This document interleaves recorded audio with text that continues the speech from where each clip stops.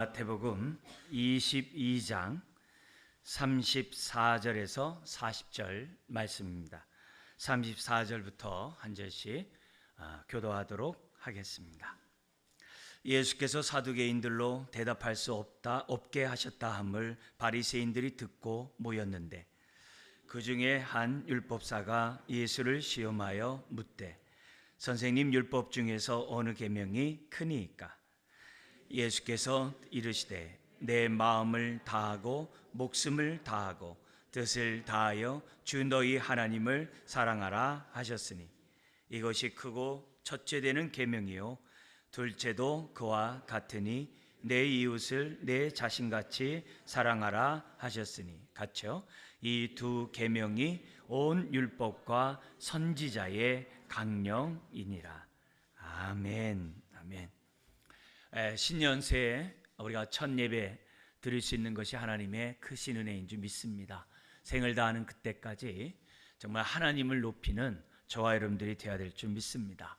새해를 시작하면서 첫 말씀은 온 율법과 선지자의 강령, 성경의 가장 핵심적인 하나님 사랑, 이웃 사랑의 말씀을 나누고자 합니다. 하나님 사랑, 이웃 사랑할 때 하나님이 우리에게 주시는 그 복은 이루 말할 수 없을 것입니다. 또 신자로서 하나님의 영광을 드러내고 참으로 축복의 통로가 되는데 부족함이 없게 하는 것이 하나님 사랑, 이웃 사랑인 줄 믿습니다. 오늘 말씀은 이렇게 시작됩니다. 34절 이하에 사두개인들이 예수님 앞에서 정말 할 말을 잃었다는 얘기를 듣게 됩니다. 이 사두개인들이 부활이 없음을 나름대로 주장했습니다만 예수님이 그들이 믿고 있는 모세오경을 가지고 너는 성경도 오해하고 하나님도 오해했다 하면서 부활의 그 실상에 대해서 설명하자 이 사두개인이 아무 소리 못하고 돌아갔다는 얘기를 바리새인이 듣습니다. 그러자 바리새인들이 또 모여들어서 예수님을 시험하여 올무에 넘어뜨리도록 하기 위해서 묻습니다. 36절에 선생님, 율법 중에서 어느 계명이 큽니까? 이 말이 올무라는 거예요. 시험하고자 지금 이런 질문을 했다는 거죠. 그럼 우리가 생각할 수 있는 것은 만약에 입번 끝 해가지고 제일 큰 계명은 이거고 작은 계명은 이거다 해도 걸리는 거고, 심지어는 예수님이 답변했는데 그들의 마음에 그들의 입맛에 맞지 않으면 건축자가 돌을 버리듯 얼마든지 예수님을 갖다가 정죄할 수 있는 그런 내용인 거예요. 근데 우리 주님이 이런 것들을 다 하심에도 불구하고 첫째, 둘째라고 하면서 답변합니다. 그게 37절부터 40절인데요. 이 답변하는 그 내용은 하나님을 어떻게 사랑해야 되는지는 신명기 6장 4절에서부터 9절의 말씀을 가지고 하나님을 이렇게 사랑하라. 이웃 사랑에 대해서는 레위기 19장 18절에 있는 그 말씀을 가져와서 너희는 이웃을 이렇게 사랑하라고 답변하는 것을 보게 됩니다. 사실 모든 계명은 다 하나님의 입으로부터 왔기 때문에 다 크고 소중한 거예요. 그리고 모든 계명에는 저와 여러분들을 사랑하는 하나님의 마음이 있어요. 무엇보다도 언약의 축복을 주고 싶어하는 하나님의 마음이 모든 계명 속에 다 들어있어요. 그래서 하나님의 입으로부터 나온 계명이고 우리를 위한 계명이었기 때문에 우리에게 어떤 것은 중요하고 어떤 것은 중요하지 않고 그런 게 없어요. 다 소중한 다 계명이고 하나님의 축복의 말씀인 줄 믿습니다. 그렇지만 우리 주님은 그럼에도 불구하고 성경에 첫째, 둘째 하면서 하나님 사랑, 이웃 사랑의 말씀을 하는 것을 보게 됩니다. 기억하십시오. 모든 말씀은 하나님의 입에서 나왔기 때문에 살인하지 말라고 했던 그 하나님이 또한 뭐예요? 거짓말하지 말라고 똑같이 말씀하신 거예요. 오래 참으라고 말씀하신 분이 또 뭐예요? 용서하라고도 말씀하셨다는 사실을 우리들이 생각하면서 하나님의 말씀을 대해야만 하는 거죠. 자, 그런 가운데 그러면 우리가 한 해를 시작하면서 우리가 어떻게 하나님을 사랑하면서 시작할까? 또 우리가 어떻게 이웃을 사랑하면서 한 해를 시작할까? 우리 두 가지 내용을 가지고 오늘 본문의 말씀을 우리가 살펴보기를 원합니다.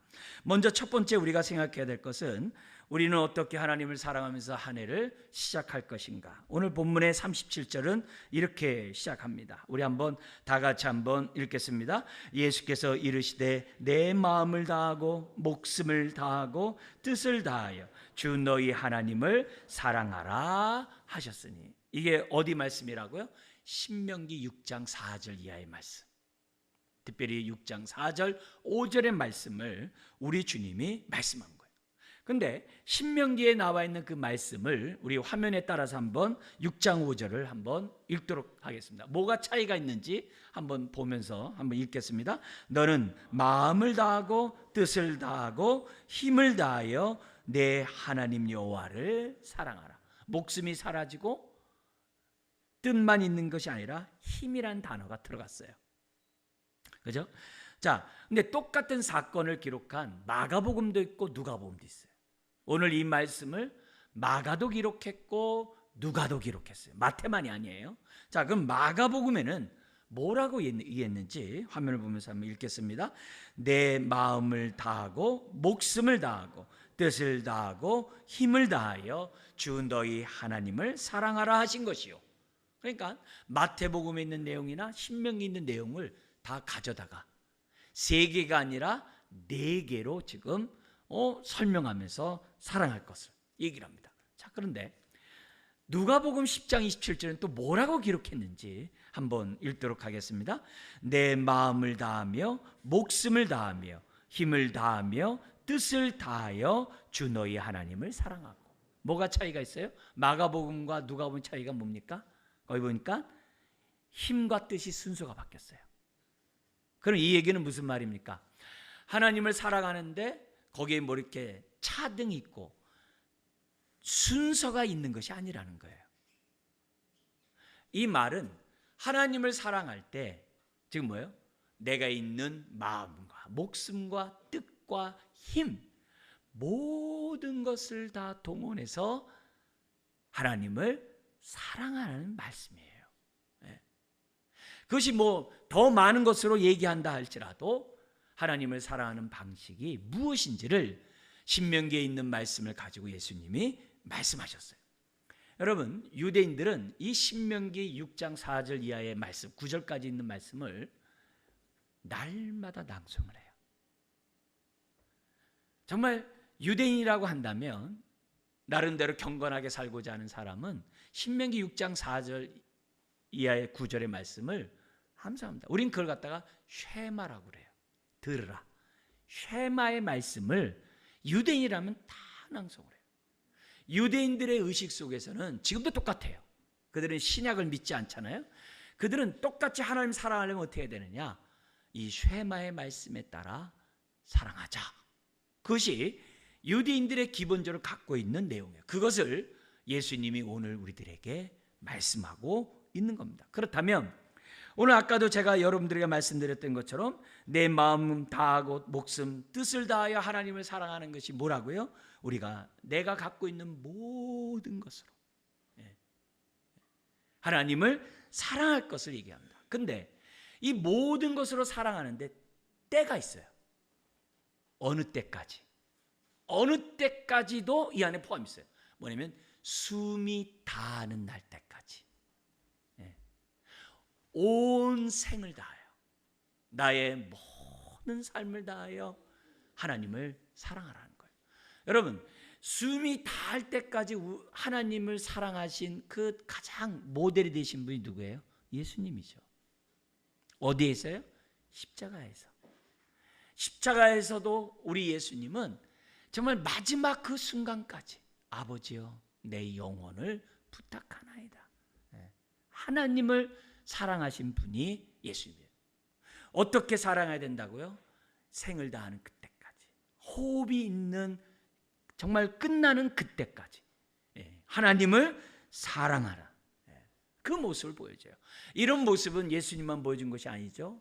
주님의 제자들이 또 순교하면서 하나님 앞에 보여줬던 그 사랑의 태도도 뭐예요? 목숨이 정말 끝나는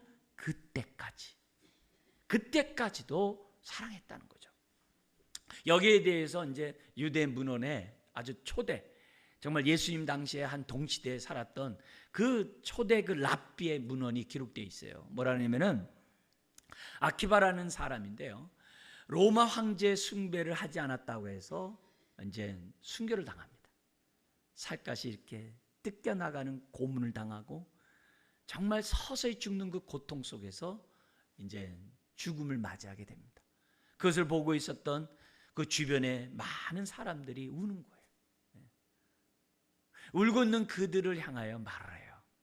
나는 한평생 하나님을 사랑했고 또 정말 지금까지 사랑한다. 무엇보다도 내가 지금 죽음 앞에서도 하나님을 사랑하는 이 마음을 하나님이 나에게 주셨는데 어째요 기쁘지 아니한가 하면서 울고 있는 주변에 있는 사람들을 갖다가 다독혔다는 그 글이 나와요. 그러니까 이 사람은 정말 오늘날도 유대인들이 아주 존경하는 랍비인데 어떻게 하나님을 사랑했는지를 정말 손수 보여준 사람이라고 볼 수가 있다는 거죠. 오늘 40절에 보면 온 율법과 선지자의 이 강령이라는 이 말 자체는 뭐예요? 성경의 핵심이라는 거거든요. 하나님 사랑, 이웃 사랑이 성경의 핵심이라는 거죠. 이 얘기를 예수님만 하신 것이 아니에요. 사도 바울도 곳곳에서 하나님 사랑, 이웃 사랑을 강조하고 있는 대목을 보게 됩니다.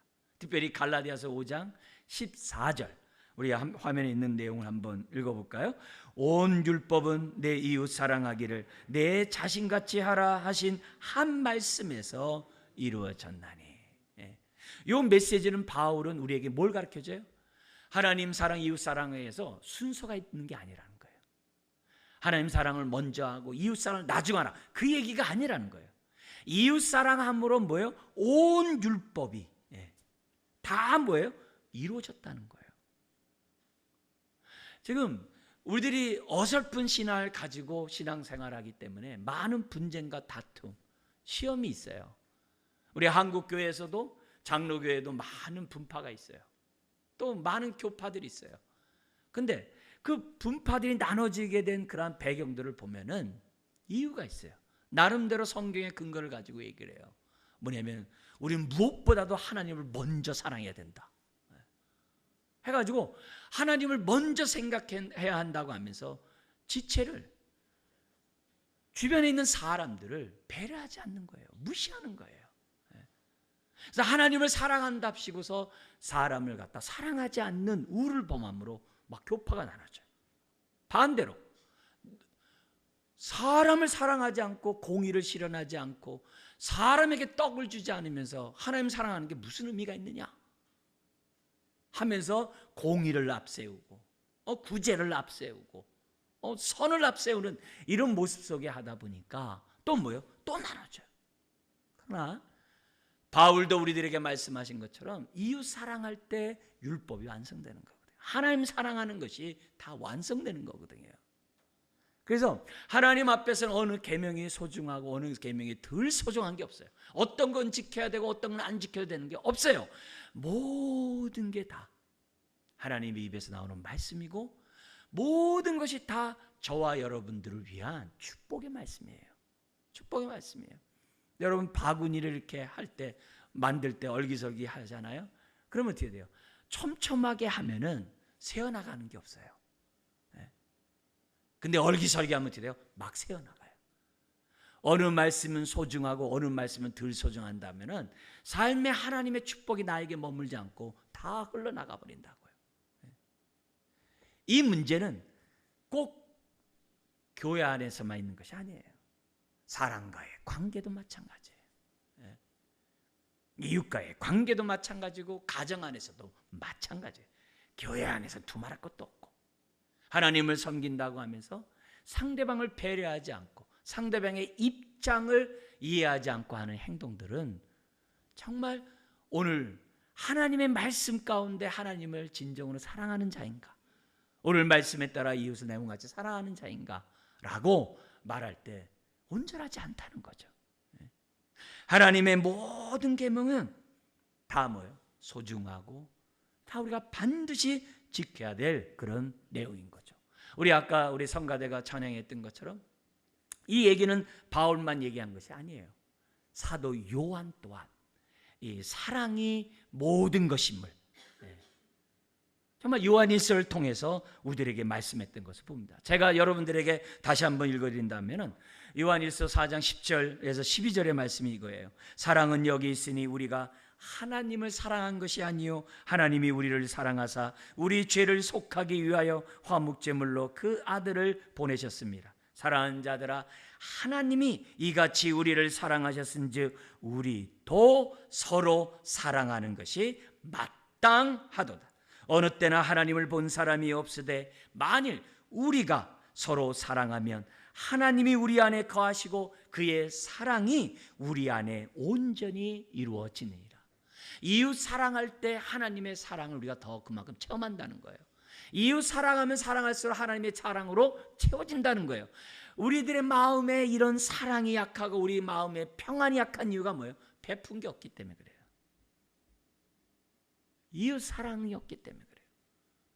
사랑한 만큼 하나님의 은혜의 그릇이 넓어지는 거예요. 그렇기 때문에 우리 주님이 마음을 다하고 목숨을 다하고 뜻을 다하여 이웃을 내 몸같이 사랑하라는 이 말씀은 다른 게 아니에요. 나의 영혼, 나의 목숨, 나의 모든 걸 가지고 사랑하는 거예요. 근데 나만이 아니에요. 내가 갖고 있는 것을, 내가 갖고 있는 능력을, 내가 갖고 있는 지위를, 내가 갖고 있는 모든 것을 다 동원해서 사랑하라는 명령이 오늘 주님의 메시지라는 거죠. 그래서 우리는 사랑한다 그러면 감정에 치우치기 쉬워요. 그건 우리 생각이고, 성경의 사랑은 행동이 포함돼요. 행동이 포함돼요. 사랑을 이해하려면 언약이라는 단어를 이해를 해야 돼요. 우리는 구약, 신약 그래요. 구약이 뭡니까? 옛 언약. 신약이 뭐예요? 새 언약. 옛 언약이 새 언약에서 완성이 되죠. 언약이 뭡니까? 하나님과 우리와의 관계를 언약이라고 그래요. 하나님이 우리의 하나님이 되고 우리는 하나님의 백성이 되고, 하나님 우리의 아버지가 되고 우리는 하나님의 자녀가 되고, 이런 관계. 하나님이 선한 목자가 되고 우리는 그분의 양이 되는 그 관계를 맺는 것이 언약이라고 그래요. 그래서 언약을 맺으면서 하나님이 십계명도 주시고 오늘 같은 이런 하나님 사랑, 이웃 사랑의 계명을 주셨어요. 왜요? 언약 관계를 유지하라고. 언약 관계를 유지함으로 하늘의 축복을 누리고 축복의 통로가 되라고 하나님이 저와 여러분들과 언약을 맺었어요. 그래서 언약을 맺은 사람은, 당사자끼리는 서로에게 대해서 의무와 책임을 다해야 돼요. 결혼을 하면은 부부가 서로의 의무와 책임을 다해야 돼요. 부모가 되면은 자녀와의 관계에서 의무와 책임을 다 해야 돼요. 그게 사랑이에요. 하나님과 우리가 언약을 맺으면 하나님이 우리의 아버지가 되고 우리가 자녀라고 얘기하면 자녀는 자녀로서의 의무와 책임을 다해야 돼요. 그게 뭐예요? 언약의 말씀에 순종하는 거예요. 하나님을 사랑하고 이웃을 사랑하는 거예요. 마음만 사랑하는 게 아니라 행동이, 삶이 따라와야 된다는 거예요. 삶이 따라야 된다는 거예요. 결혼을 했으면 생을 다하는 그때까지 어떻게 돼요? 나의 의무와 책임을 다 하라는 거예요. 하나님과 언약을 맺고 구원받은 하나님의 자녀가 됐다라고 한다면 내가 해야 될 신의를 끝까지 지키라는 거예요. 그래서 고대 문헌에서도 뭐가 나오냐면 한 나라가 한 나라를 정복을 해요. 그러면 조약을 맺어요. 그러면 그 정복당한 나라가 이렇게 충성하겠습니다라고 서약을 맺어요. 그 서약을 맺는 그 단어를 사랑이라는 단어를 썼어요. 그러면 사랑이라는 단어가 우리가 말하는 감정적인 그런 게 아니잖아요. 뭐냐면 속국이 되었으니까 신의를 저버리지 않고 끝까지 복종하겠다는 거거든요. 이스라엘 백성이, 유다 백성이 바벨론에게 3차 침입을 당해요. 그리고 나중에는 3차 침입으로 멸망을 해요. 포로로 다 끌려가요. 예루살렘 성전이 무너져요. 왜 그랬어요? 하나님이 예레미야를 통해서 바벨론에게 신의를 지키라고 얘기를 했어요. 근데 싫고 나는 애굽을 섬기겠다고 유다가 그런 거예요. 그래서 바벨론을 공격해 온 거예요. 예레미야 선지자를 통해서 계속 신의를 지키라고 얘기했는데 유다 백성이 싫어해요. 그러니까 바벨론 왕이 조약을 파기했다고 해서 공격을 한 거예요. 근데 그 바벨론 안에는 다니엘도 있었고요. 계속 여러분 잘 알다시피 에스더의 왕후도 있었고요. 모르드게 총리도 있었고요. 다 있거든요. 오늘 우리가 사랑을 생각할 때 우리들이 흔히 생각하는 감정으로만 생각할 것이 아니라 언약 관계에서 생각해야 돼요. 하나님이 나의 아버지가 되고자 우리가 정말 신앙 고백했다면 그분 앞에 우리가 생을 다하는 그때까지 신의를 지켜야 돼요. 의무와 충성을 다해야 돼요. 그것이 신앙이에요. 어떻게 해요? 하나님 사랑, 이웃 사랑함으로. 이웃 사랑함으로. 여러분, 부모가 자녀를 낳은 다음에 어떻게 돼요? 다 기저귀 갈아주고 먹이고 입히고 돌보고 다 그래요. 그 책임을 다 해요. 그게 사랑이죠. 사랑이죠. 우리 교인 가운데 우리 어떤 가정은 자기 남편이 열심히 이렇게 정말 결혼하고 신앙생활 열심히 하다가 갑자기 뇌에 그러한 아픔으로 어린아이가 됐어요. 어린아이가 됐어요. 그래서 일을 해야 되기 때문에 집에다가 문을 잠그고 나가야 되고 또 여러 가지 또 이렇게 깨트리고 뭐 이런 거 할 수 있기 때문에 이렇게 글로브 장갑 같은 것을 이렇게 큰 장갑을 손에 이렇게 씌워줘 나갔다 들어오고 막 그래요. 오랜 세월을 남편을 돌봤어요. 그러다가 남편이 돌아가셨어요. 제3자 입장에서 볼 때는 이제는 좀 그런 고통 없이 좀 편하게 여생을 살 수 있겠구나. 제3자들은 그렇게 생각하죠. 그 당사자 집사님은 그게 아니더라고요. 계속 정말 집에 문을 열고 들어갔을 때 정말 그 남편이 없는 게 너무 힘들다는 거예요. 차라리 어린아이 같은 그 남편이 있었으면 좋겠다고 해요. 그게 사랑이죠. 그게 사랑이죠. 하나님이 우리들에게 보여주는, 우리에게 말씀하신 신명기와 오늘의 본문의 내용은 다른 게 아니에요. 근데 이게 우리 입장만 생각하면 안 돼요. 하나님도 똑같아요. 하나님도 우리에 대한 신의를 저버리지 않아요. 우린 그걸 갖다가 뭐라 하냐면 성실하신, 신실하신 하나님이라고 그래요. 우리가 하나님께 배반하고 불순종하고 우상숭배하고 딴짓해도 하나님은 우리를 끝까지 사랑하세요. 하나님은 하나님으로서의 우리의 그 책임을 다하세요. 우리가 하나님 뜻대로 살지 않은데 하나님도 우리에 대한 언약에 대한 책임을 다 지키시는 거예요. 그게 사랑이에요. 그래서 독생자까지 보내신 거예요. 그렇게 배반하고 거절하고 자기 탐욕 가운데 살아가는 저와 여러분들을 위해서 예수님을 보내시고 성령님을 보내시고 오늘도 우리와 함께 하세요. 언약의 하나님으로서의 책임을 다하는, 그게 사랑이라는 거예요. 그래서 이 사랑에는 감정적인 그런 얘기한 것이 아니라 행동이 포함되는 거예요. 우리가 하나님을 섬길 때 저 하나님 섬길 수 있는 상황이 안 돼요. 저 여러 가지 제 형편을 아시지 않습니까? 제가 이렇게 고통 중에 있고 슬픔 중에 있고 이렇게 어려운데 내가 이런 상황에서 어떻게 하나님을 섬기고 어떻게 사랑합니까? 나중에 할게요. 여러분, 주님이 우리들에게 요구한 것은 다른 게 아니에요. 내 형편대로, 내 처지대로, 내가 고통 중에 있으면 고통 있는 대로, 심지어 내가 아무것도 가진 것이 없는 그러한 상황이 여건이라 할지라도 이 몸은 주님의 핏값으로 산 하나님의 것이라는 믿음 속에서 하나님의 말씀에 순종하는 그것이 사랑이라는 거예요. 그것이 이웃사랑이고 하나님 사랑이라는 것을 우리들에게 가르쳐줘요. 하나님은 우리 인생에 개입한 이상 절대 발 빼지 않아요. 우리도 생을 다하는 그때까지 하나님 앞에 섬기는 그 일을 게을리하면 안 돼요.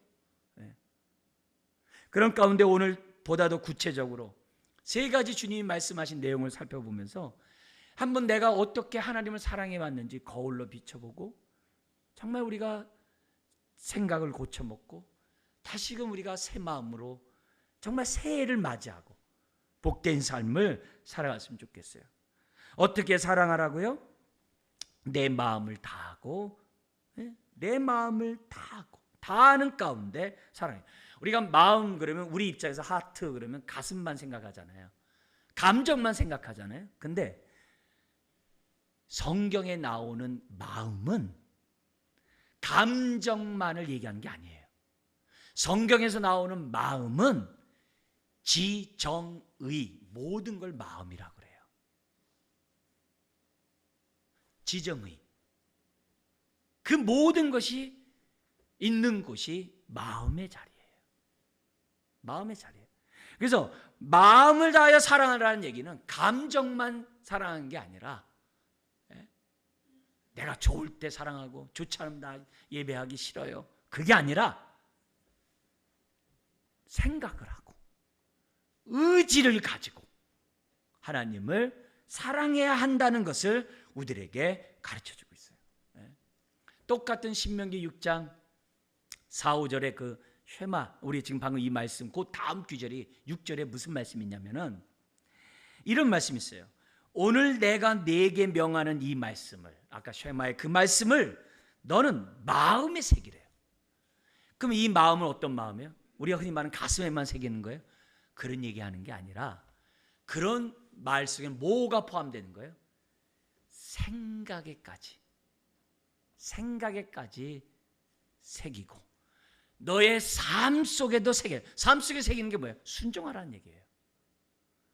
아침에 일어나거나 누울 때까지, 집 안에 있거나 집 밖에 나갈 때까지. 그게 신명기 6장 9절 이하예요. 모든 삶을 다해서. 그게 마음이에요. 그런 마음으로 하나님을 갖다가 사랑하라는 거예요. 그래서 사도 바울은 신약에서 이런 얘기를 해요. 모든 생각을 사로잡아 그래요. 생각을 사로잡아 그리스도에게 복종하라. 고린도후서 10장 5절이에요. 생각을 사로잡고 이게 다 뭐예요? 마음에서 일어나는 거예요. 여러분 어떻게 사랑하고 있나요? 정말 우리는 눈 뜨고 잠잘 때까지 많은 생각을 해요. 심지어 꿈속에서도 생각이 돌아가요. 근데 그 생각에 하나님의 말씀의 지배를 받냐 이게요. 말씀의 통제를 받냐 이게요. 우리 감정은 막 변화무쌍해요. 좋을 때도 있고 나쁠 때도 있고 슬플 때도 있고 뭐 하려고 할 때도 있고 하기 싫을 때도 있고 다양해요. 그럼에도 불구하고 우리의 생각은 하나님 말씀에 순종해야 한다는 생각으로 사로잡혀 있어야 한다는 거예요. 그렇게 사랑하라는 거예요. 우리가 결혼할 때 부부 사역할 때 나오는 내용이 뭐예요? 머리가 팥뿌리가 되도록, 그죠? 사랑하겠다고. 좋을 때나 나쁠 때나 기쁠 때나 슬플 때나 사랑하겠다고 그래요. 단순히 감정 얘기가 아니잖아요. 우리가 어떤 생각을 갖고 있느냐가 때로는 뭐예요? 우리 감정도 주관할 수 있거든요. 두 번째 나오는 게 뭐예요? 목숨을 다하고 사랑하래요. 목숨. 우리가 목숨 그러면은 뭐 생각하죠? 숨을 이렇게 쉬는 그게 있겠죠. 그럼 그와 연관해서 목숨을 다한다는 얘기는 뭐예요? 끝까지. 호흡이 멈추는 그때까지. 뭐예요? 사랑하라 이게요. 이게 소울이라고도 이게 원문에 소울로 돼 있어요. 근데 히브리인들의 또 성경의 목숨은 온 나의 생을 다하여가 목숨이에요. 그렇죠. 호흡이 있으니까. 그래서 호흡이 있는 자마다 여호와를 찬양할지어다. 얼마 전에 우리 하나님 품에 안긴 우리 김옥수 권사님 계시잖아요. 그분 마지막 그 임종아 그 병원에서 하는 그런 가운데서도 좋아하는 그 18번 내가 지금 주께로 가오니 하는 그 찬송 첫 그 나오는데요. 고개를 이렇게 드시고 주님 바라보면서 채탄 눈으로 그걸 갖다 이렇게 따라서 부르시는 그 모습이 있어요. 뭐예요? 마지막 목숨을 다하는 그때까지 하나님을 사랑하는 모습이 아닐 수 없는 거예요. 바로 그게 뭐예요? 목숨을 다하고. 그것이 하나님을 사랑하는 방법이에요. 예수님이 숨을 다 내쉬면서 아버지여 내 영혼을 부탁하나이다. 그렇게 사랑하라. 세 번째 나오는 단어가 뭐예요? 이게 다 순서가 있는 게 아니에요. 다 뭐예요? 뜻을 다하여. 우리는 뜻 그러면은 우리가 생각하는 개념이 있어요. 근데요, 이 단어가 뭐냐면 여러분 thank you very much 할 때 very예요. 매우. very much의 매우예요.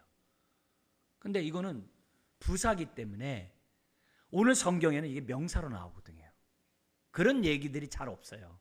없는데 성경에서는 뭐냐면 매우라는 단어예요. 이게 뜻이 매우예요. 네. 매우예요. 어떻게 사랑하냐? 매우 사랑하래. 우리는 개념이 어느 정도 있습니다만 그런 의미예요. 그러니까 이 단어가 우리에게 익숙하지 않지만 성경에서는 굉장히 중요한 단어예요. 이 단어가 어디에 처음 나오냐면은 창세기 1장에 나와요. 하나님이 세상을 창조한 다음에 보시기에 뭐 했다고 그래요? 좋았더라. 그게 토부예요. 좋았더라. 하나님 뜻대로 모든 게 됐다는 거예요. 그러니까 그게 좋은 거예요.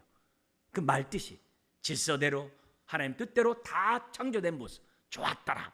근데 사람을 창조한 다음에 하나님 뭐라고 그러셨어요? 심히 좋았더라. 그 심히가 매우예요. 이 단어예요. 매우 좋았더라. 사람을 볼 때는 매우 좋았더라. 그게 나온 거예요. 근데 이게 유대인들이 인사할 때 안녕하세요. 오늘 어떻게 지내셨어요? 너무 좋아요. 우리 very good 그러잖아요. 이 단어를 그대로 써요. 창세기 1장 31절에 하나님이 사람을 창조한 다음에 보시기에 뭐예요? 심히 좋았다라는 단어를 인사할 때 써요. 심히 좋습니다. 그렇게 인사한다는 거예요. 모세의 어머니가 바로 왕이 사내에는 다 죽이라고 했어요. 그래서 태어나자마자 사내에는 다 죽습니다. 근데 하나님의 은혜 가운데 히브리 아이들은요, 산파가 가기 전에 애들을 낳아가지고 애들이 살아나는 거예요. 근데 그 가운데 그 어머니가, 모세의 어머니가 모세를 보니 토부했더라 그래요. 좋았더라. 이게 무슨 말이에요? 하나님의 시각으로 자기 아들을 봤다는 거예요. 그냥 내가 낳은 핏덩어리가 아니라 이 아이를 통한 하나님의 뜻을 봤다는 거예요. 이 아이를 향한 하나님의 뜻을 가지고 엄마가 봤다는 거예요. 그러니까 뭐예요? 자기 목숨을 내놓고 아이를 숨겨서 키운 거죠. 오늘 우리들이 신앙생활하면서 우리들이 기본적으로 가져야 될 태도가 뭐냐? 하나님이 나를 보실 때 어떻게 보신다고요? 심히 좋았더라. 그렇다면 우리가 하나님을 사랑할 때 어떻게 사랑해야 된다는 거예요? 하나님이 나를 사랑하듯 나 또한 뭐예요? 하나님을 사랑하는 거예요. 그게 뜻을 다해요. 매우 다해요. 심히 다해요. 하나님을 사랑하는 방법이라는 것을 우리들에게 보여줘요. 지금 우리 성경에서는 지금 3개만 얘기했지만 아까 마가복음과 누구면 4개 있다고 그랬잖아요. 그건 뭐예요? 다른 거 아니에요. 내가 갖고 있는 모든 것을 다해요. 근데요, 그 속에 모든 것을 다하여 생을 다한다는 그 속에는 뭐가 들어가 있냐면은, 매우라는 그 말 속에는 뭐가 들어가 있냐면은, 우리가 하나님을 사랑하는 게 작년보다 올해가 더 커야죠. 아멘. 네? 왜요? 그만큼 작년보다 올해가 더 하나님을 알아가는 지식 속에 자라갈 거니까, 성장할 거니까, 그만큼 주님을 닮을 거니까. 닮으면 어떻게 돼요? 그만큼 큰 만큼 하나님을 더 사랑하겠죠. 그게 매우예요. 그래서 우리들이 신앙생활하면서 정말 이 호세아서에 있는 호세아 선지자의 그 정말 그 외침을 우리가 귀 기울여야 돼요. 호세아는 그 이스라엘의 그 우상 숭배하며 타락한 그 백성을 향해서 정말 하나님의 그런 메시지를 정말 피를 토하듯 선포한 자예요. 뭐라고? 가장 핵심적인 메시지가 뭐냐면 여호와를 알라, 힘써 여호와를 알라. 왜 이스라엘 백성이 하나님을 떠나서 우상 숭배하며 탐욕의 종이 되었느냐? 하나님을 알지 못해서, 하나님을 알아가지 않아서. 이 문제를 해결할 길이 뭐라고요? 하나님을 아는 것밖에 없다는 거예요. 우리의 삶이 왜 힘들고 어렵고 이 솟아날 소망이 없는 그런 가운데 왜 그럴까요? 하나님을 알지 못하고 하나님께 등을 돌렸기 때문에 그래요. 그러나 언약의 축복은 그게 아니거든요. 예수님이 우리에게 주는 게 영생만이 아니라 풍성한 삶이라고 그랬거든요. 그 풍성한 삶은 다른 데 있는 게 아니에요. 하나님을 알아간 만큼 풍성한 거예요. 오늘 우리가 하나님을 사랑할 때 뜻을 다하여 사랑한 속에서 뭐가 있는 거예요? 하나님, 2023년은 지난해보다 더 사랑하겠습니다 라는 결단이 들어가 있는 거예요. 그렇게 사랑하라는 거예요. 아, 저는 옛날에 신앙생활 좋았는데요, 옛날에 저 뜨겁게 하나님 섬겼는데요. 그게 아니라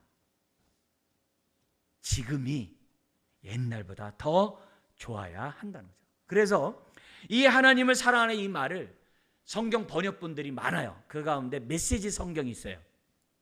메시지 성경 보면 이렇게 번역을 했어요. 하나님을 전심으로 사랑하십시오. 여러분의 전부를 다해, 여러분이 가진 전부를 다 드려 하나님을 사랑하십시오. 그렇게 번역을 했어요. 그 다음에 두 번째, 우리가 어떻게 이웃을 사랑하면서 한 해를 시작할 것인가. 오늘 말씀에 따라 살기 원하는데요. 39절 같이 한번 읽겠습니다. 둘째도 그와 같으니 내 이웃을 내 자신같이 사랑하라 하셨으니. 그와 같다 이게요. 첫 번째 계명과 같다는 거예요. 첫째 둘째가 아니에요. 다 똑같은 계명이에요. 오히려 이웃을 사랑함으로 온 율법이, 하나님 사랑이 완성되는 거예요. 이웃 사랑에 대한 이 계명은 신약의 곳곳에 나와요. 갈라디아서 5장에서도 얘기해요. 이웃 사랑이 율법 전체를 이루는 거다. 그래서 그렇게 얘기를 해요. 베드로전서도 그래요. 무엇보다도 뜨겁게 서로 사랑할지라. 아까 봤던 요한일서 3장에서도 서로 사랑하라. 서로 사랑하라. 야고보서에서도 얘기합니다. 2장 8절에 이웃 사랑이 최고의 율법이래요. 최고의 율법. 예수님이 마지막 성만찬을 하면서 언약을 체결해요. 구약의 모든 언약을 완성하는 새 언약을 체결해요. 떡과 포도주를 먹고 마시면서 이것은 나의 살과 피다 하면서 주님이 어떻게 돼요? 떡과 포도주를 먹음으로 하나님과 새 언약을 맺으라고 말씀하면서 계명을 줘요. 그 계명이 뭐예요? 서로 사랑하라. 왜요? 사랑함으로 율법이 완성되기 때문에. 자, 그래서 우리가 이 이웃 사랑을 내 몸같이 사랑하라는 이 말씀을 이해하려고 하려면은 우리가 기본적으로 뭘 알아야 되냐면, 기본적 생각이 뭐냐면 언약 신앙을 가져야 돼요. 언약, 아까 사랑도 언약이라고 그랬어요. 이웃 사랑도 똑같아요. 언약의 개념을 가지고 들어오셔야 돼요. 근데 언약이 뭐냐면, 우리는 포스트 모더니즘 시대를 살아가고 있고 개인이 중시하고 개인 중에서 감정이 중요한 시대를 살아가요. 그건 우리들 생각이고 하나님의 생각은 그게 아니에요. 성경을 통해서 우리에게 보여준 하나님의 뜻은 그게 아니에요. 우리의 삶은 공동체 속에 나라는 거예요. 그렇다고 개인이 무시된다는 게 아니에요. 언약 공동체 속에서 살아가라는 거예요. 그래서 우리들의 신앙이 공동체 신앙으로 확산돼야 돼요. 굉장히 중요해요. 그래서 우리가 이웃 사랑하려면은 공동체에 대한 안목을 가져야 돼요. 안목을 가져야 돼요. 구약에 보면은 이스라엘 백성이 가나안을 정복할 때 거대한 여리고성은 이겼어요. 무너뜨렸어요. 그런데 작은 선 아이성은 실패했어요. 원인이 뭐라고요? 아간이 탐욕을 부려가지고 이스라엘 거룩한 공동체가 부정하게 된 거예요. 그래서 전쟁이 실패해요. 아간은 돌로 죽음을 당하게 됐고 다시 거룩하게 한 공동체가 되어서 전쟁에 이겨요. 신약에도 똑같아요. 신약에 아나니아 삽비라 사건이 있어요. 자기 소유를 팔아 가난한 자에게 나눠주는 그런 일들이 초대교회에 있었어요. 그런 가운데 남이 하니까 나도 해야 된다는 생각 속에 자기 소유를 팔고 일부만 내놓으면서 이게 다라고 얘기를 해요. 그러자 베드로에게 책망을 들어요. 너는 어찌하여 성령을 속이냐 이게요. 그래서 부부가 그 자리에서 죽어요. 왜 죽어요? 거룩한 공동체를 부정하게 했기 때문에. 고린도전서 3장 16절 17절에 보면 무서운 말씀이 있어요. 어떤 말씀이냐면 고린도 교회가 바울파, 게바파, 아볼로파, 예수파 하면서 서로 싸움이 난 거예요. 그러자 3장 10절 17절에 뭐라고 그러냐면 그렇게 파당으로 살아가는 그런 행동들은 거룩한 성전을 부정하게 하는 것이다. 더럽히는 것이다. 성전을 더럽힌 인생 내가 멸하리라. 그 규절이 나와요. 여러분 그 규절 보면 정신이 번쩍 들어요. 왜요? 오늘 저와 여러분들이 이렇게 멀쩡히 나와서 예배 드릴 수 있는 게 뭐예요? 하나님의 긍휼이 크기 때문이에요. 긍휼이 크기 때문에 그래요. 그 긍휼이 크기 때문에 오늘도 이 자리에 나와서 예배하는 거예요. 성령이 임하자 뭐가 회복되는지 아세요? 공동체가 회복돼요. 그게 사도행전이에요. 특히 사도행전 2장 42절 이하예요. 42절 이하에 나와 있는 얘기가 뭐예요? 성도들이 성령 받고 나니까 같은 믿음을 갖고 있는 사람을 만나는 게 너무 좋아요. 그래서 막 모이기를 힘써요. 교제하기를 힘써요. 막 집에서도 모여요. 막 교회에서도 공동체에 나와서 모여가지고 날마다 하나님의 말씀을 들어요. 그러니까 어떻게 돼요? 놀라운 전도의 역사가 나타나고 온 사람들이 정말 놀랍게 예수 믿는 것이 뭔지를 보게 되고, 그래서 성경에 보니까 뭐냐면 날마다 믿는 자들이 더하여 가더라. 공동체의 축복인 거죠. 비록 오늘 우리들의 신앙이 개인주의 속에 감정이 중요한 시대에 살아간다 할지라도 잊지 말아야 될 것은 공동체의 신앙이다. 그게 언약 공동체다. 그걸 잊으면 안 돼요. 자, 그런 가운데 구체적으로 한번 본문에 있는 말씀을 좀 나누기로 보내요. 자, 내 몸같이 사랑한다는 게 도대체 뭔가? 어떻게 살아가는 것이 내 몸같이 살아가는 것인가? 그걸 실천하기 위해서 우리가 짚고 넘어갈 게 있어요. 첫 번째는 하나님 사랑하는 사람이 이웃 사랑도 한다는 거예요. 네. 또 이웃 사랑하지 않으면 하나님을 사랑한 게 아니에요. 이웃 사랑하는 자가 하나님도 사랑해요. 하나님을 사랑하는 자가 이웃을 사랑한다는 게 우리가 첫 번째 우리 본문을 통해 알아야 됩니다. 그래서 39절에 둘째도 그와 같으니 그랬어요. 우리 주님이 그랬죠. 눈에 보이는 사람을 사랑하지 않고 보이지 않는 하나님 어떻게 사랑하냐고. 하나님과 이웃 사랑은 뗄 수가 없는 계명이라는 것을 기본적으로 아셔야 돼요. 그러고 나서 두 번째, 요 똑같은 규절을 이렇게 말씀하신 주님이 다른 곳에서 이렇게 말씀하신 게 있어요. 그게 뭐냐면 마태복음 7장 12절이에요. 마태복음 7장 12절에 보면은 황금률이 나와요. 황금률. 마태복음 7장 12절의 말씀을 같이 제가 여러분들에게 읽어드리겠습니다. 그러므로 무엇이든지, 이게 황금률이에요. 산상수훈에 있는 남에게 대접을 받고자 하는 대로 너희도 남을 대접하라. 이웃사랑 어떻게 하라고요? 대접받고 싶은 대로 남에게 대접하는 것이 이웃사랑의 구체적인 강령이라는 거예요. 방법이라는 거예요. 그러면서 뭐라고 그러시냐면 이것이 율법이요 선지자 아니라. 오늘 온 율법과 선지자의 강령이라는 이 말씀을 황금률에도 마태복음 7장 12절로 똑같이 말씀하셨어요. 거기 메시지가 남에게 대접받고자 하는 대로 너희도 남을 대접하라. 이것이 율법이요 선지자 아니라. 이 말씀을 가지고 적용하는 거죠. 그래서 내가 사랑받고 싶으면 사랑받고 싶은 대로 남을 사랑하는 거예요. 자, 근데 모든 계명은요 하지 말라와 하라가 다 있어요. 우리가 기본적으로 모세 오경에는 613개 율법이 있어요. 10계명을 중심으로. 그 10계명의 핵심은 하나님 사랑 이웃 사랑이잖아요. 613개가 있어요. 613개가 왜 613개냐면은 하라가 248개 명령이고 하지 말라가 365예요. 그래서 그거 합쳐서 613이에요. 근데 유대인들은 후대에 248개가 뭐냐면 뼈마디가 248개래요. 그리고 365는 365일이래. 그래서 온 생, 온 나의 모든 걸 다해서 하나님의 계명을 지키자 해서 613개를 이렇게 얘기하는 그런 것들도 있어요. 근데 예를 들어 도둑질하지 마라. 난 도둑질 안 하면 됐지.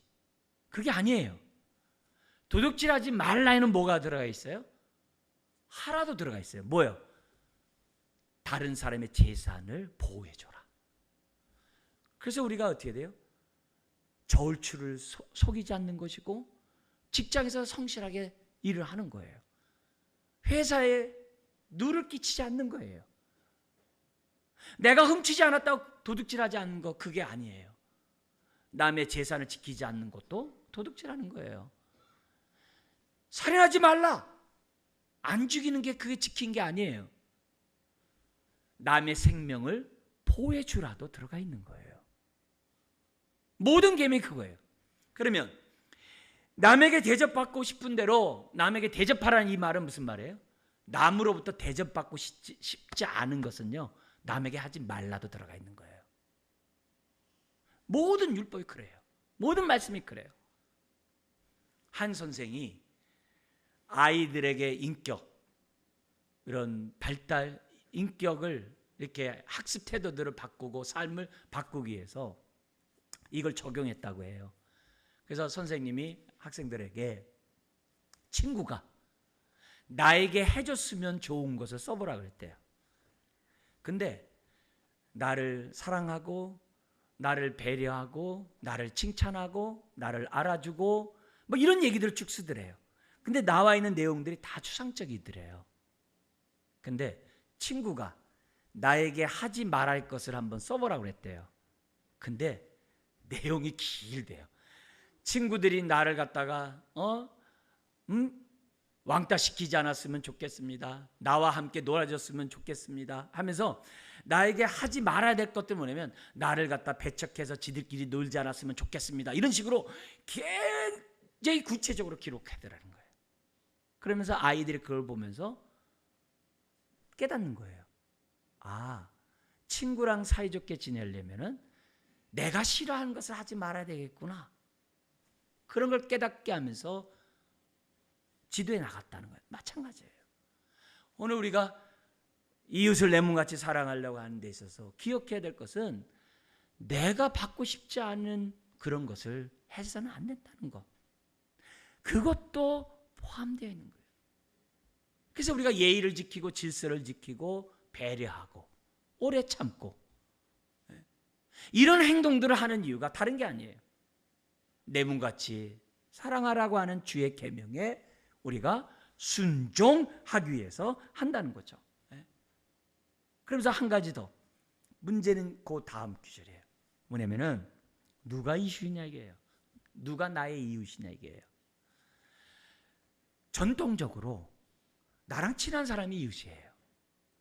나랑 친하지 않은 사람은 왼수예요. 그 사람에게 잘해줄 이유가 없어요. 그게 모든 사람은 예나 지금이나 똑같아요. 우리도 마찬가지예요. 이웃은 나에게 손해를 주는 자가 이웃이 아니에요.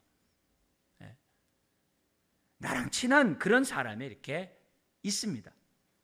이 똑같은 본문을 기록한 누가복음에 보면 내 이웃을 내 몸같이 사랑하라는 그 말을 딱 듣고 이 바리새인이 주님에게 물어요. 누가 이웃이니까? 이렇게 물어요.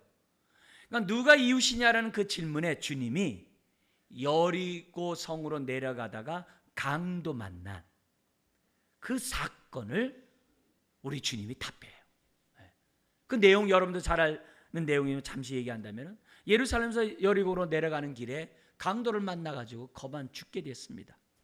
근데 그 길을 제사장과 레위 사람이 지나가는데 그냥 본체만 짜고 지나가요.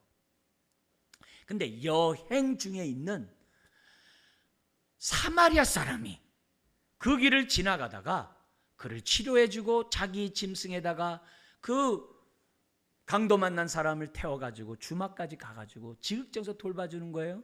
다음 날 그 주막 주인에게 2데나리온, 1데나리온이 하루 노동량이거든요. 일당이거든요. 이틀치, 그러니까 여행 중이었기 때문에 자기가 갖고 있는 게 그런 비용만 있겠죠. 자기가 갖고 있는 것을 다 주고 내가 다시 오겠습니다. 그때 만약에 비용이 더 든 거 있으면 내가 그것도 지불하겠습니다. 그 비유를 딱 얘기하신 거예요. 그러면서 그 바리새인에게 누가 나의 이웃이냐고 질문한 바리새인에게 우리 주님이 말합니다. 너 생각에는 이 3사람 중에 강도 만난 사람의 누가 이웃이 되겠느냐? 강도 만난 사람에게 누가 이웃이냐야. 그러니까 그 바리새인 답변합니다. 사마리아 사람입니다. 그러자 우리 주님이 뭐라고 그러십니까?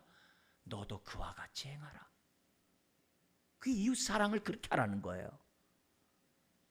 이웃이 우리가 통용으로 생각하는 그 이웃이 아니라는 거예요. 어려움에 처한 사람, 그 사람 입장에서 이웃이 되라는 거예요.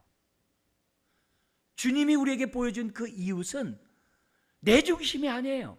강도 만난 사람이 그 사람 중심에서 이웃을 사랑한다는 거죠. 그 당시 바리새인들은요, 이웃과 원수를 딱 구분했어요. 그래서 바리새인들은요, 율법 지키지 않는 자들은 다 왼수예요. 그래서 그 당시에 어부라든지 뭐 목동이라든지 그냥 일상적인 사람들은요 다 죄인이에요. 상정도 안 해요. 그런 정도예요. 그런데 산상수훈에서 우리 주님이 이런 말씀하셨어요. 이웃에 대해서 다시 한번 생각하게 하는 메시지예요. 그게 뭐냐면 마태복음 5장 43절 47절에 보면 우리 여기 있는 내용을 보면은 어떻게 우리가 이웃을 사랑해야 되는지 산상수훈에서도 알려줘요. 한번 보면 마태복음 5장 43절이에요. 43절 우리 화면에 나와 있는 내용을 한번 읽어볼까요? 없어요? 네, 여기 보면 제가 읽어드릴게요. 또 내 이웃을 사랑하고 내 원수를 미워하라 하였다는 것을 너희가 들었으나, 이렇게 얘기해요. 원수를 사랑하고 이웃을 사랑하고 원수를 미워하는 거 너희가 들었으나, 예수님이 산상수훈에 하는 얘기입니다. 44절에 나는 너희에게 이르노니 너희 원수를 사랑하며 너희를 박해하는 자를 위하여 기도하라. 박해하는 자를 위해 기도하래요. 이같이 한즉 하늘에 계신 너희 아버지의 아들이 되리니 이는 하나님이 그 해를 악인과 선인에게 비추고 비를 의로운 자와 불의한 자에게 내려주심이라. 하나님은 악인과 서인에게 해와 비를 주거든요. 동일하게 그렇게 하라 이거예요. 그러면서 뭐냐면은 너희가 너희를 사랑하는 자를 사랑하면 무슨 상이 있으리요? 세리도 이같이 아니하냐? 또 너희가 너희 형제에게만 무난하면 남보다 더하는 것이 무엇이냐? 이방인들도 이같이 아니하느냐? 이같이 아니야. 달라야 한다는 거예요. 세리도 이방인들처럼 이웃하지 말라 이게요. 우리의 이웃은 강도 만난 사람의 중심으로 누가 이웃이냐게. 그러니까 요 사건이 우리들은 이 사마리아 비유의 사건이 그냥 비유로만 알아요. 근데 역사적인 사건이었어요. 유대인들은 다 알아요.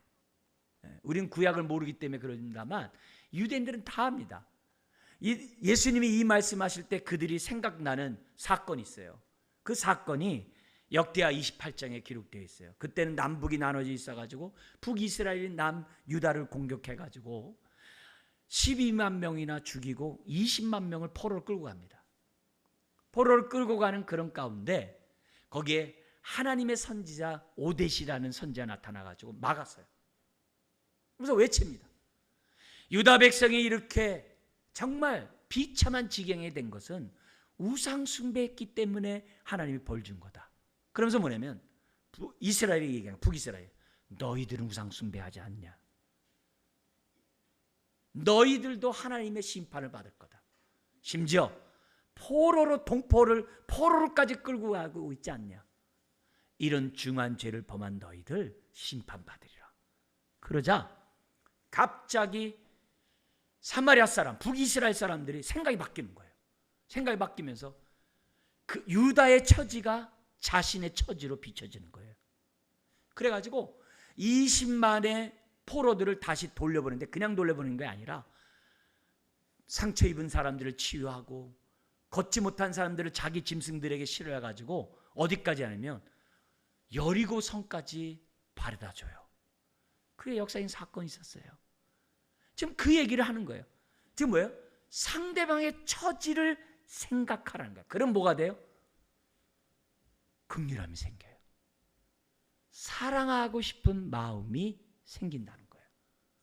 그게 뭐라고 한 거예요? 내 자신같이 사랑하라라고 하는 그 메시지 속에 들어있는 하나님의 뜻인 거예요. 그래서 예를 들면 누가 나에게 분노하고 막 화를 막 내요. 그러면 저 웬수 하고 주고 그냥 할 게 아니라 분노 속에서 아이고 나도 저 지경이 됐으면 나도 화냈겠지. 나도 저 입장이 됐으면 난 더 했을 거야. 그렇게 생각하라는 거예요. 우리 나라에 보면 어떻게 돼요? 다 뭐예요? 공의를 실현한다고 하면서 그냥 그 자리에서 얼마나 정말 악을 행하고 정말 그렇게 나쁜 짓을 하는지 몰라요. 우리는 신문지에 늘 봐요. 근데 오히려 뭐예요? 나도 그 자리에 있으면 난 더 했을 텐데. 난 늘 그 자리에 간들 나도 깨끗할까? 생각하면 오히려 뭐라 그래요? 예수님이 산상수훈에서 알려준 것처럼 그들을 위해 기도하게 돼 있어요. 긍휼히 여기게 돼 있어요. 주님 만나지 못해서 저렇게 행동하는데, 하나님 알지 못해서 저렇게 자기 마음대로 하는데, 거듭나야 되는데, 여러 가지 생각하면서 우리는 어떻게 돼요? 기도하게 된다는 거죠. 그래서 내 이웃을 내 자신같이 사랑하라. 그 말을 상대방의 입장에서 생각하고 사랑하라는 거예요. 강도 만난 사람의 입장에서 볼 때 뭐가 제일 필요해요? 누가 좀 나 좀 살려달라는 거죠. 그럼 그렇게 하라. 그것이 내 이웃을 내 몸같이 사랑하는 그런 사랑이라고 우리들에게 말씀하고 있어요. 사랑하는 성도 여러분, 우리 주기도문은 늘 얘기해요. 내가 죄를 용서한 것처럼 나의 죄를 용서해달라고. 여러분 이걸 좀 넓게 얘기해 보세요. 하나님, 나에게 화내고 분노하는 자를 내가 오래 참았습니다. 내가 용서했습니다. 하나님, 내 삶 속에 이 죄악들을 용서해 주십시오. 저 오래 참으면서 사랑했습니다. 하나님, 저를 용서해 주세요. 그렇게 기도할 수 있는 저와 여러분들이 되어야만 한다는 거죠. 그것이 이웃을 내 자신같이 사랑하라고 하는 하나님의 계명에 순종하는 내용입니다. 여러분 입장 바꿔서 상대방의 처지에서 생각하는 그런 저와 여러분들이 되어야 한다는 거죠. 오늘 우리는 첫 주일 말씀, 온 율법과 선지의 강령이지만 신구약 성경의 핵심적인 하나님 사랑, 이웃 사랑의 말씀으로 한 해를 시작합니다. 우리 마음을 다하고 목숨을 다하고 뜻 매우 다해서 하나님을 사랑하고 이웃을 사랑하는데 내 자신같이, 내 자신같이 상대방의 입장을 헤아리고 강도 만난 자의 이웃의 마음이 되고자 하는 마음으로 우리 사랑하면서 나아갈 때 언약의 축복을 누릴 뿐만이 아니라 축복의 통로가 되는 저와 여러분들이 될 줄 믿습니다. 우리 한 해 정말 우리 스스로 복을 걷어차지 말고 언약의 축복을 다 담는 그릇들 되시길 주의 이름으로 축원합니다. 기도하겠습니다. 하나님 아버지, 하나님 사랑, 이웃 사랑의 이 말씀 앞에 우리가 순종하기를 원합니다. 언약 백성으로서 언약의 말씀에 헌신하기를 원합니다. 이 말씀에 따라 서로 사랑하고 가정에서나 또 직장에서나 이웃과의 관계에서나 몸된 교회 안에서나 서로 사랑하는 주의 자녀들 되게 하여 주옵소서. 예수님의 이름으로 기도드리옵나이다.